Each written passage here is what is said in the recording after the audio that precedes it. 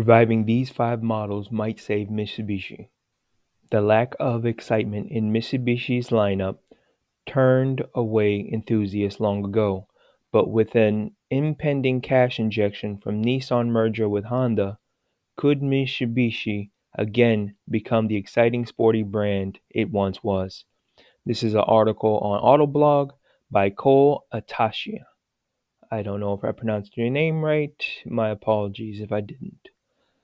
As official discussions of a merger between Honda, Nissan, which would include Mitsubishi, are underway, it is difficult to imagine where each brand will fit in. All 3 brands have directly competed with one another, with the majority of their model lineups placed in the same segments around the same price point.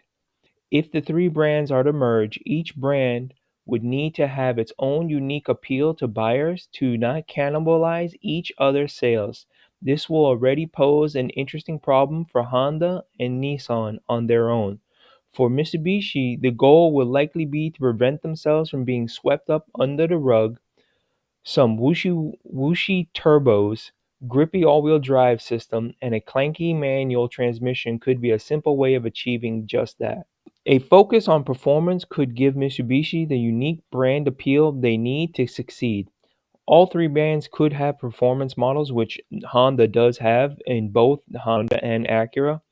Nissan has it with their Z, and they also have it with their GTR, the Skyline. And they have their so-called quote-unquote performance Nismo cars, but they're not really performance. A focus on performance could give Mitsubishi the unique brand appeal they need to succeed. This article talks about right here how GM had multiple brands and they turned the Pontiac was supposed to be their sports brand when Bob Lutz was a former executive. Reviving the beloved Lancer Evolution could be Mitsubishi's first step to employing this strategy. For Mitsubishi to distinguish itself from Honda and Nissan marketing itself as a sporty brand of the bunch could start with the return of the Lancer Evolution. Toyota's GR Corolla, for example, has won over the hearts of enthusiasts, and Volkswagen's Golf GTI and Golf R still succeeds in North America market despite the removal of the standard Golf from VW's lineup. Affordable thrills combined with everyday usability have been proven to produce desirable results. Here's the deal with my opinion. It talks about using a turbocharged, their turbocharged engine that they have from Mitsubishi producing 320. Here's the deal. This is my opinion. There's a few other cars, but let me give you the breakdown. There's the Evo, then there's the all-new Legnum, which is basically the Galant, and they want the VR4 nameplate. And then there's the Mitsubishi Eclipse, and they want to make it a mid-engine. It's going to have to focus on the Lancer Evolution. They're going to have to make I said this before in a different video, an MQB platform, which is from Volkswagen, not from Volkswagen, but something similar. And this Lancer Evolution, they take this platform, all 3 brands will have to sell a variant of this. They make the platform as sporty as they can. And then from that platform, they're going to spawn the other vehicles to help reduce the cost of production and the cost of all of the components, because there's no way just to make the Lancer Evolution and a lower sub Lancer brand, just a standard Lancer, and you think they're going to make a profit. It's too much in this day and age. If you're going to unite like this, like they say they are, then all the brands are going to have to share this. They're going to make the Lancer Evolution, they'll make a wagon version, and they'll make this version, the sedan version, but then they'll make a Lancer version of the wagon, the 4-door sedan, and allow that to have a 3-door hatchback and a 5-door hatchback. So it's different from having an actual wagon when you have hatchbacks, along with a coupe version, a grand sedan coupe version.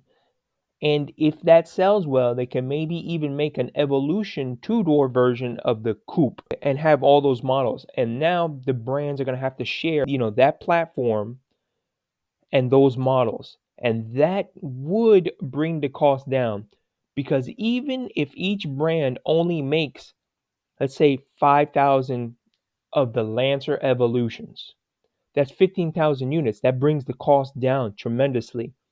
Now, if they actually take a risk and they make 5,000 units of the four-door sedan, 5,000 units of the wagon of the Lancer of the Evolution, 5,000 units of the two-door, and all of these are evolutions. So if you look at it this way, you take the four doors, all these are going to be evolutions: sedan, wagon, and then you make a two-door. So that's each one is 15,000 for each model, and then each brand is going to make 15,000, 45,000 units. So automatically you just produce 45,000 units of the Evolution. That's probably more than what they ever sold before. This is the Mitsubishi Lancer sales figures. So 27,000 in 2005, 23 and 6, then 31, 27, 20, and the numbers start to fall off, and then 2019 they sold 3. 20 of each of the versions I mentioned of a regular Lancer, then you're looking at 105,000 units each one. So let's just say 315,000 units. You make 315,000 units of any car, and they can actually get this car to an affordable level. Here we go. You have the BRZ Coupe and the WRX. Both of these cars are 31,000 for the BRZ and 32,000 for the WRX. The WRX would be kind of in the lower end competitive version of what the Lancer Evo would be. Now, don't forget, that's the starting price. Remember I said I want them to have a coupe and I want them to have the sedan. That's the starting price of a WRX, $32,000. And then their coupe is 31. And then it's a direct competitor for this. But if you're each making 100,000 units, your starting price could probably be anywhere between $8,000 to $10,000 less. If you ordered 300,000 components, you can get deals on that such a large of a purchase. Now let's go to their cars. Their legacy, their Impreza is 22,000. Here we go. Just think of it this way. If the Lancers were produced and they ordered 300,000 components, you're probably looking, I'm not joking, you would see a four-door sedan with a decent four-cylinder engine producing decent power. I'm not even talking about the Evo, starting at $15,000. People can actually afford a good family sedan. And then the wagon would probably be $8,000, 18,000. And then the hatchback, five-door hatchback, would probably be within the same price. A little more, a little less. Because don't forget, stamping out the metal is not that much different. Granted, they will be designs from 3 different companies having 3 different designs, but you run that for 5 years, maybe even 6. The only thing you would update is interior. And then that brings costs down even more. And if you use the technologies you have right now until it becomes outdated, as long as you got Android and Apple CarPlay, people don't really care. Wireless phone charging, and that's even a bonus. And then all the other mandates that are needed. You're looking at having a sedan, 4 doors with a decent engine, maybe rear-wheel drive or front-wheel drive, starting at 15,000. Heavily loaded with options already from the factory because you're producing 100,000 units. That's just my opinion on this situation. The article is interesting. I should be able to link this article unless all 3 brands join in to do the same thing and reduce the cost of everything. A mid-engine car, here's the deal. Would they do it? I honestly don't know. And if you're going to do this mid-engine, all 3 brands would have to build. It's like back in the day when you had the Eclipse, the Laser, and the Talon, just from 3 different manufacturers. You would have to build this car. So V6 minimum, and then you'd need to have 2 variants, a V6 standard engine and then a V6 turbocharged engine that produces more horsepower than the supercharged Amira does, and the other would be turbocharged, which would probably, so you're looking at 34,000 for naturally aspirated. The V6 would need to produce at least 400 horsepower from the engine.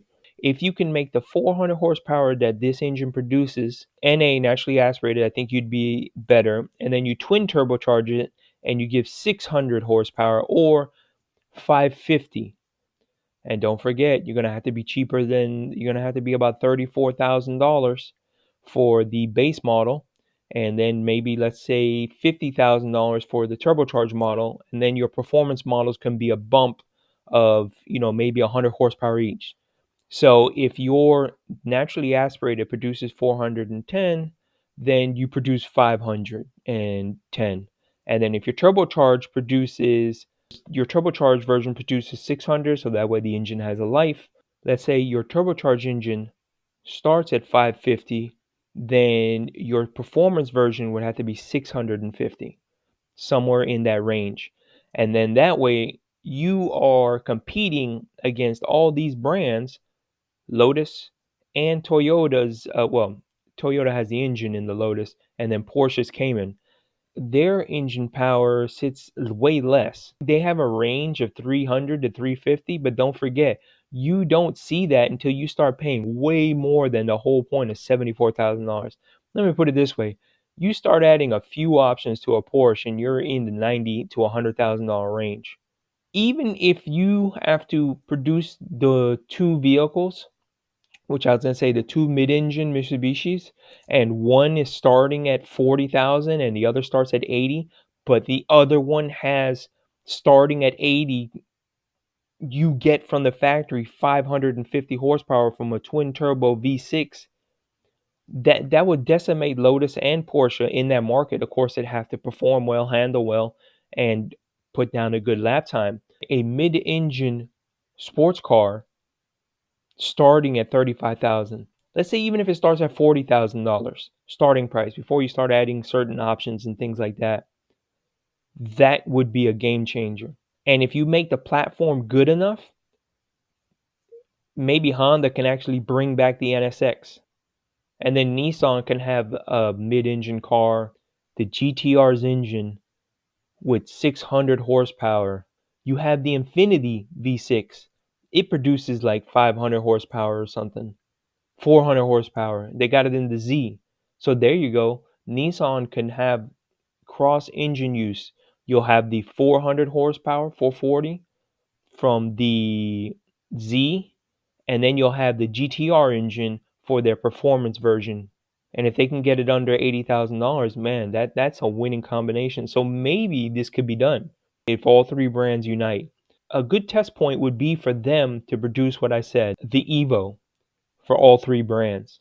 Well, if you made it this far, thank you for watching. Don't forget to like, subscribe, and when you can help out, I also have a link of my GoFundMe. I'm trying to get better equipment. That way I can make more videos, more in-depth videos, and better videos. Right now I'm using one step above an E-machine and a $5, basically a pair of headphones with a mic on it. So that's why the sound is like this. I have no high-end mic, no high-end computer. I'm doing what I can with what I got. So if you can help out, I appreciate it. Thank you.